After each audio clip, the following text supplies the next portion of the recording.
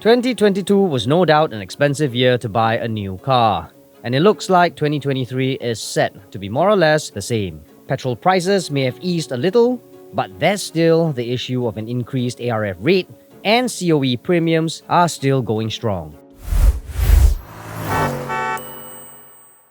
And it's a good thing then that we have both these cars. Now on my right is BYD Atto 3, Sgcarmart's very own electric SUV of the year. And on my left, of course, is Peugeot e-2008, Sgcarmart's most improved car of the year. Now both these cars have won our 2022 Car of the Year awards categories for very good reasons, and they share quite a few similarities. Of course, they're both electric vehicles, forward-looking compared to ICE vehicles. They're both in a crossover or SUV segment that's super popular with the crowds today. Both cars score VES A1 ratings, so they are both eligible for a $25,000 rebate. That means greater savings for you.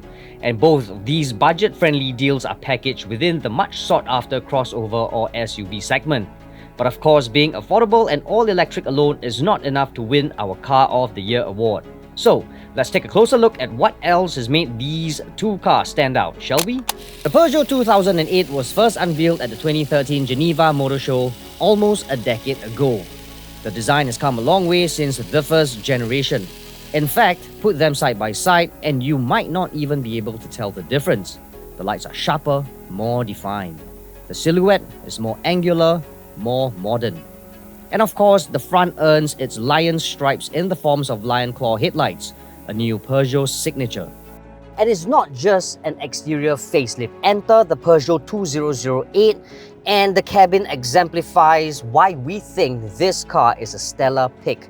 The Peugeot continues to offer quirky design that's often associated with French cars, despite being a relatively affordable car. You get a clever little 3D instrument panel, which projects your driving information at different optical depths, so it looks like some hologram display and makes the e-2008 feel very futuristic, fitting for an all-electric vehicle. There's also a 10-inch infotainment display that sits atop this dashboard with these piano black key controls. Everywhere you care to look, there's just a medley of angles and finishes, all demonstrating just how carefully every inch of the cabin has been designed. Simply elegant. And there's one more thing I want to draw your attention to. You see all these lime green stitching on the seats? I mean, think about it. How many cars at this price point actually offers something like this that's so quirky and funky and fun and vibrant all at the same time? Think about it, right? I mean, that's just attention to detail right there. And it's not the end of it. So unlike the extravagant styling, the e-2008 has a drive that's very, very approachable, especially for those who are new to electric vehicles. This relatively small steering wheel here is a true delight to use because it's very, very easy to pilot. It's perfect for when you are going through very narrow roads like, say, maybe Little India or perhaps even old multi-story car parks. That's no accident. It's a feature of the meticulously planned iCockpit experience, as Peugeot calls it.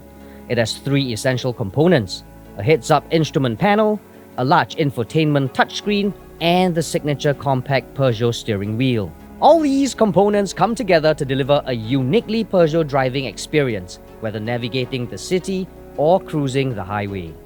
Now on the go, this car has an electric motor under the bonnet that delivers a very sensible 130 brake horsepower and 260 Newton meters of torque, which is delivered in a very, very progressive manner, which makes acceleration very easy to modulate. But more importantly, you still get to enjoy all the different benefits of an electric vehicle here. These include a very quiet drive that's free from vibrations, and of course, you'll also pay less at the pumps as compared to a petrol-powered car when the time comes for you to recharge the car. Now, speaking of which, this Peugeot e-2008 achieved an energy consumption rate of 6.9 kilometers per kilowatt hour. With a battery capacity of 50 kilowatt hour, you can actually drive this car for more than 300 kilometers before having to juice up the car again. Each charge will at most set you back $30, assuming we take Shell's current fast charge rate of just 60 cents per kilowatt hour. And when you finally reach back home, there's also the always handy 360-degree camera to guide you into your lot safely. Now, I'm sure many of you will be very familiar with this BYD Atto 3 right here. Even though the car only made landfall here in July 2022, it has already proven to be a hit with many of you guys. So much so that there already are many examples out there plying our roads. We even have another video highlighting all the points that we think made this Atto 3 deserving of our Electric SUV of the Year award, which you can watch by clicking on the pop-up banner right here. Now here is another reason why the BYD Atto 3 is our Electric SUV of the Year that we didn't show: app connectivity. Now using this app allows you to check the state of charge as well as the remaining available range before even leaving. But what I think most people will use the app for is this: turning on the air conditioning even before you step into the car. Because who doesn't like to step into an icy interior after being outside the whole day?